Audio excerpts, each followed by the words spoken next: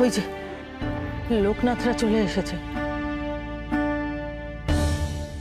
আরে এই তুষারের মাঝখান থেকে ওই শুকনো কাঠ জোগাড় করলি কোথা থেকে? আর বলো না মা, লোকনাথ কি ক্ষান্ত হবার পাত্র? সেই দক্ষিণ প্রান্তে গিয়ে দেখো না, এসব আমরা জোগাড় করে নিয়ে এসেছি। আরে উনি শীতে কষ্ট পাচ্ছেন বললেন, আর আমরা এইটুকু করব না? ঠিক আছে লোকনাথ, যা করার তাড়াতাড়ি কর বাবা। এইদিকে অনেকটা পথ তো যেতে হবে, আবার আবহাওয়া খারাপ হয়ে আসছে। হ্যাঁ গুরুদেব, এই তো এক্ষুনি সব ব্যবস্থা হয়ে যাবে।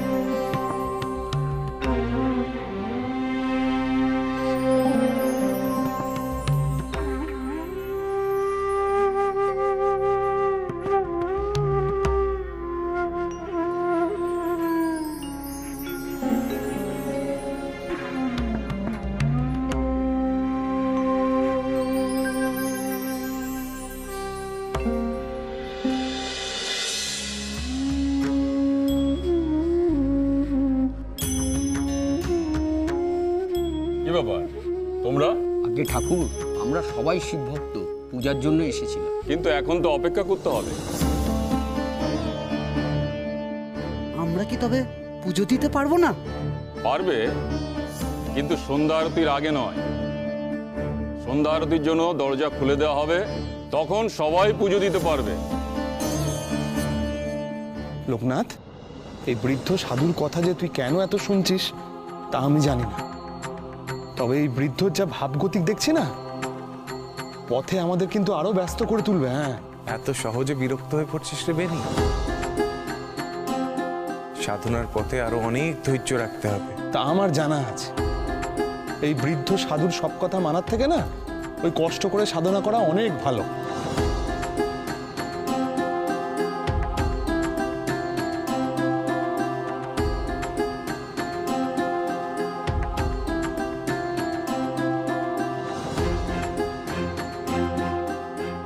এই নিন বাবা, এটা নিয়ে দেখুন, শীতে আপনার আরাম বোধ হবে। বাহ, তুমি তো বেশ কাজের আছো দেখছি। আগুনটা দারুণ হয়েছে, হাত পুড়ছে এমন তাপও নয়, আমার আরামও লাগছে।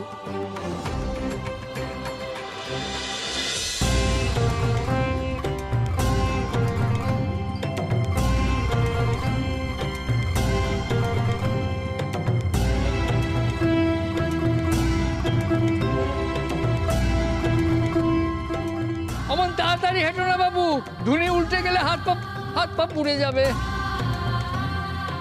না না, কিচ্ছুটি হবে না, আপনি চিন্তা করবেন না। আমাদের যত তাড়াতাড়ি সম্ভব মটু মঠে পৌঁছানো দরকার, পথ তো দুর্গম।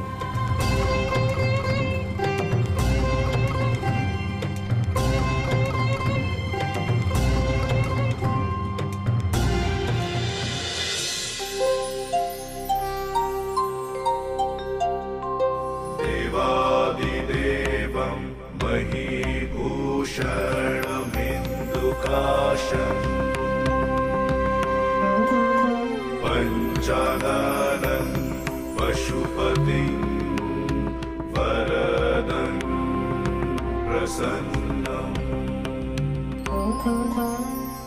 गङ्गाधरं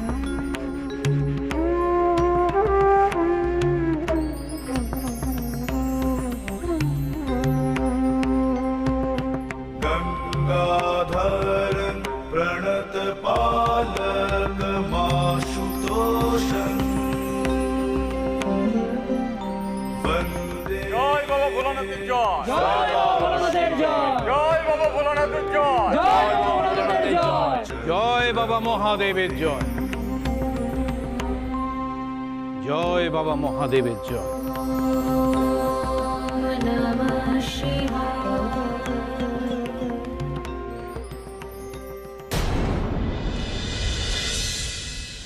কি তোমরা কি করেছো?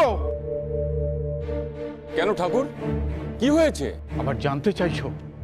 এত বড় ভুল করার পরেও? কিন্তু ঠাকুর, আমরা তো ঠিক এখনই মন্দিরের দ্বার বন্ধ করে দাও, আর সবাইকে জানিয়ে দাও আজ মহাদেবের দর্শন সম্ভব নয়। সে কি, ভক্তরা যে বাইরে অপেক্ষা করছে। থাকুক, সবাইকে ফিরে যেতে বল। আর বিলম্ব, এখনই যাও মন্দিরের দ্বার বন্ধ করো।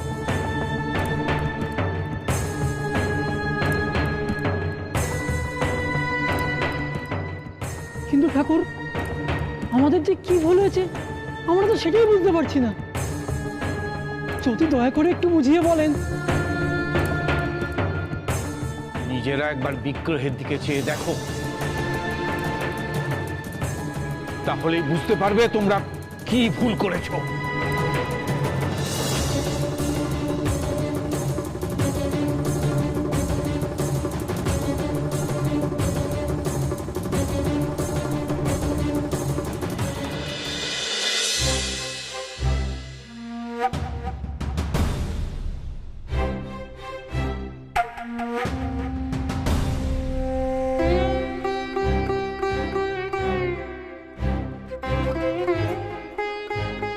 কি হলো তোর? গুরুদেব, তুমি লোকনাথকে বলেছিলে ওর ক্রোধ সম্বরণ করার কথা। লোকনাথ সেটা করতেও পেরেছে, কিন্তু আজ এখন আমি বুঝতে পারছি ক্রোধ সম্বরণ করা কতটা দুরূহ কাজ। এইসব কথা এখন কেন বলছিস বেনি? মাগো, এখন যে আমি আমার নিজের ক্রোধের ওপর সামাল দিতে পারছি না। গুরুদেব, তুমি আমায় পথ বলে দাও, আমি নিজের ক্রোধকে কিভাবে নিয়ন্ত্রণ করব। তো তুই এত ক্রুদ্ধ হয়ে উঠলি কেন? এই বাবা যে ব্যবহারটা করছেন তাতে যে আমি মাথা ঠান্ডা রাখতে পারছি না। ছি বেনি, ছি, একজন বৃদ্ধ সন্ন্যাসীর ওপরে ক্রুদ্ধ হয়ে তুই এরকম ছটফট করছিস? মাগো, আমিও ভালো করে জানি তোমরাও ওনার উপর রেগে আছো, কিন্তু সেটা প্রকাশ করছো না। আসলে কি জানিস বেনি, উনি হচ্ছেন সাধক মানুষ, তার উপরে বৃদ্ধ হাঁটা চলা করতে পারেন না, তাই বোধহয় লোকনাথ তোকে একটু একটু তুমি দেখতে পাচ্ছ না গুরুদেব, লোকনাথকে উনি বারবার কিভাবে অপমান করছেন, বারবার হুকুম করছেন। এইসব দেখে কি মাথা ঠান্ডা রাখা যায়? এখন এসব কথা থাক রে বেনি। দেখ দেখি লোকনাথ ওনাকে নিয়ে কতটা পথ এগিয়ে গেছে, আর আমরা এইখানে দাঁড়িয়ে দাঁড়িয়ে এইসব কথাই বলে চলেছি। চল চলো। দাঁড়া বাবু, দাঁড়াও, নিচে নামাও।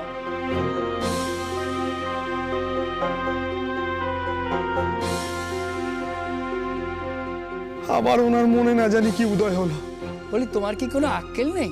এইভাবে হেঁটে চলেছ কেন বাবা, হঠাৎ এই কথা বলছেন কেন? সেটুকুও বুঝতে পারছো না? আমি তুষারের তলায় চাপা পড়েছিলাম, সে তো তুমি নিজের চোখেই দেখো। সেই সময় থেকে এখন পর্যন্ত আমার পেটে কিছু পড়েনি, সে খেয়াল তোমার নেই?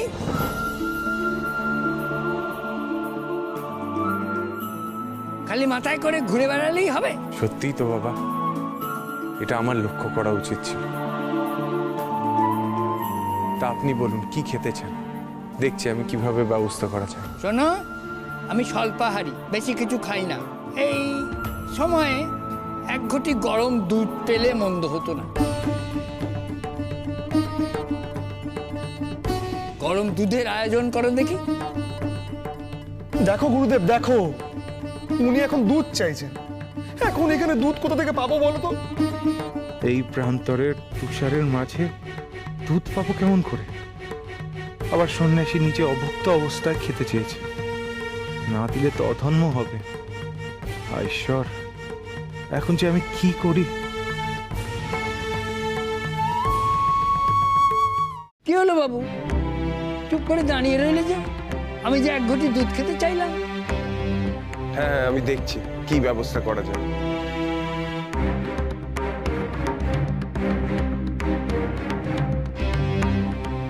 এইখানে এই অবস্থার মধ্যে আপনার দুধ খেতে চাওয়াটা কি ঠিক হচ্ছে বলুন তো? দেখো ছোড়া, আমাকে ঈশ্বর দর্শন করাবার দায়িত্ব ও নিয়েছে। যতক্ষণ না আমার ঈশ্বর দর্শন হচ্ছে, যতক্ষণ না আমি ওই মথু মঠে পৌঁছতে পারছি, ততক্ষণে আমার সব দায়িত্ব ওর। তুমি বুঝলে? না, তাই বলে আপনি এইভাবে?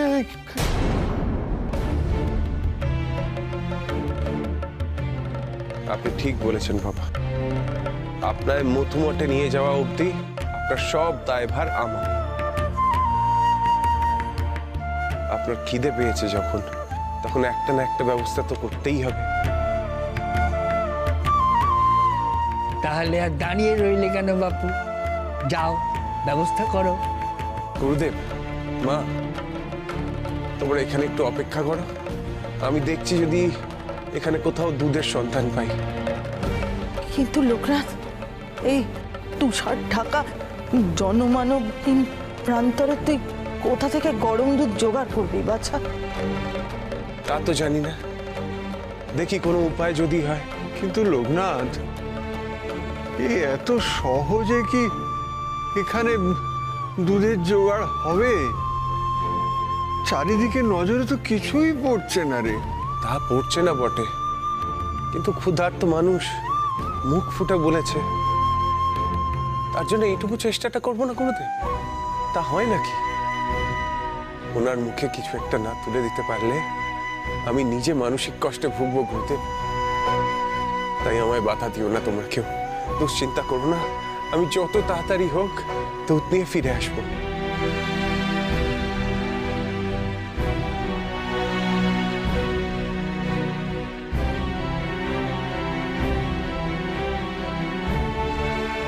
তোমরা দেখছো তো?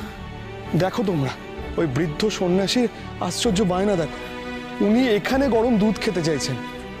না জানি এখনো কপালে কত কি আছে।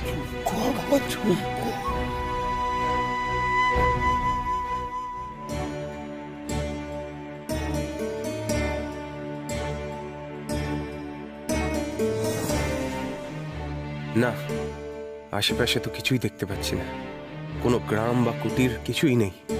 তাহলে কি খালি হাতে ফিরে যেতে হবে আমাকে? আমি যে ওনাকে কথা দিয়ে এলাম, খালি হাতে ফিরে যাওয়া যে আমার পক্ষে অসম্ভব। বৃদ্ধ সন্ন্যাসী মানুষ, তার ক্ষুধা নিবারণের ব্যবস্থা না করতে পারলে আমি যে ফিরে যেতে পারবো না। না, আরেকটু চেষ্টা করতেই হবে আমাকে।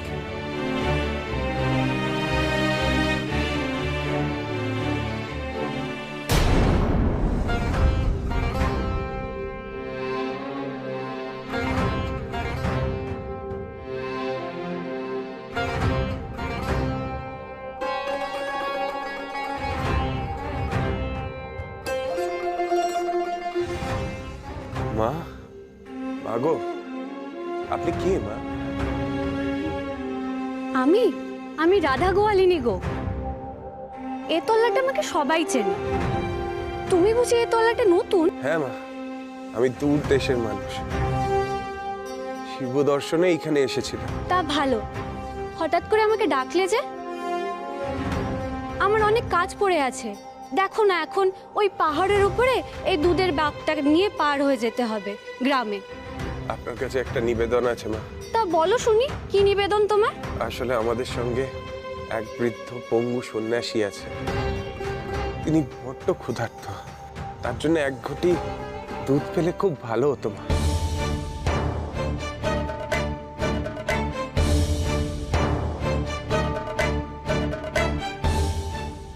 ঘটি? 1 ঘটি এমন কি? 1 ঘটি দুধ আমি তোমাকে দিতেই পারি। বড় উপকার হয় তাহলে। না না, উপকারের কথা বলো না বাপু। দুধের মূল্য তো দিতেই হবে। বিনামূল্যে কি করে দুধ দেব? মূল্য আমার কাছে যে কিছু নেই মা। আমি নিজেই যে সন্ন্যাসী মানুষ, তীর্থে বেরিয়েছি, মাধুকরি করে আমার চলে। মূল্য দেওয়ার সামর্থ্য আমার নেই মা। তাহলে তোমাকে কি করে দুধ দিই বলো দেখি? আমার যে লোকসান হয়ে যাবে। তাও ঠিক, কিন্তু কোনো মতে যদি দুধটুকু পেতাম তাহলে বড় উপকার হতো। উপায় একটা আছে, তুমি রাজি থাকলে আমি বলতে পারি। বলুন আমায়। দেখো বাপু, এই ভারী বাঁক নিয়ে রোজ আমাকে ওই পাহাড়ি চড়াই পথে উঠতে হয়। আমার বড় কষ্ট হয় যে। যদি তুমি কোনোভাবে আমাকে এই পাহাড়ি পথটা পার করে দাও, তাহলে তার বিনিময়ে আমি তোমাকে 1 ঘটি দুধ দিতে পারি। বেশ, তো আমি না হয় আপনার এই পথটা পার করে দিচ্ছি। দিন, আমায় দিন।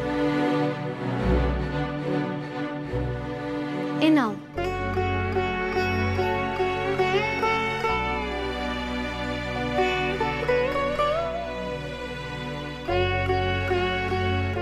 কি খুব কষ্ট হচ্ছে বুঝি? ও তেমন কিছু নয় মা, চলুন আপনি। আসলে কি জানো তো বাবা, আমি না কৃষ্ণ ভক্ত। কৃষ্ণ পূজাতেই আমার সব মনের আশ মেটে। এই তো এবার গ্রামে ফেরত গিয়ে আমি পুজোর সব কাজ করব। কত যে আমায় কাজ করতে হয় আমি বলে বোঝাতে পারবো না। এসো।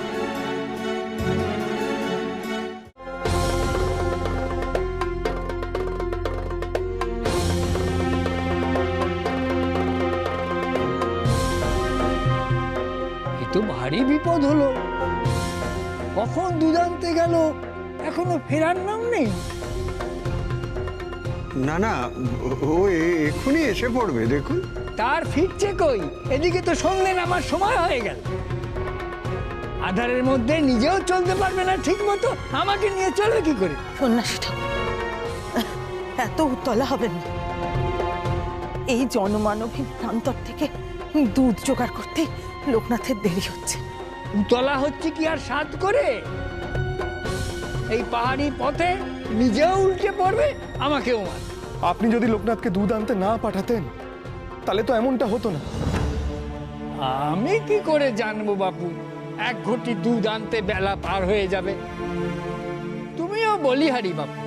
এই দেখছো ধুনিতে আগুন ফুরিয়ে গেছে, তুমি কিন্তু কিছু করছো না।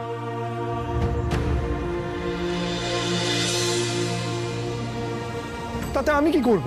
খানিকটা বাতাস করতে পারো তো? তো আগুনটা আবার জ্বলে ওঠে। আমি কি দাঁড়, আমি বাতাস করছি, দাঁড়।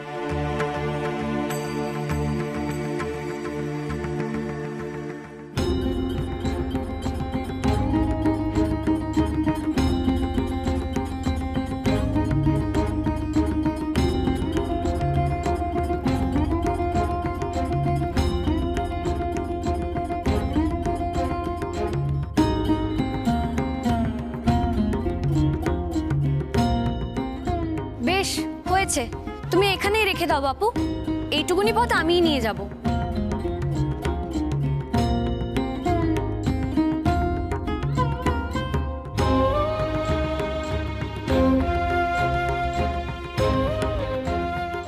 এ নাও তোমার 1 ঘটি দুধ। বড় উপকার করলেন মা। এখন তবে আমি আসি।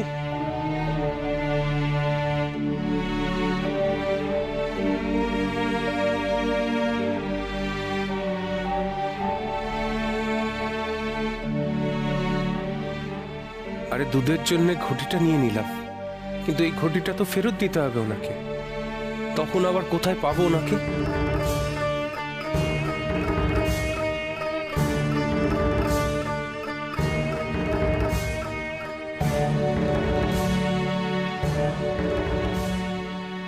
আশ্চর্য, এইটুকু সময়ের মধ্যে উনি কোথায় চলে গেলেন?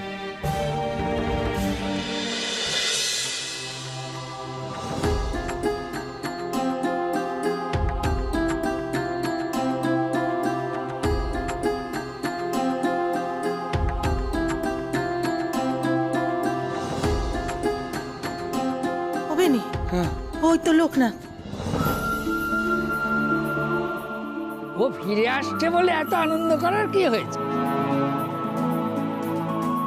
আগে দেখা যাক ও দুধ এনেছে কিনা। এই নিন বাবা, খেয়ে নিন। কখন থেকে খিদে পেয়েছে আপনার?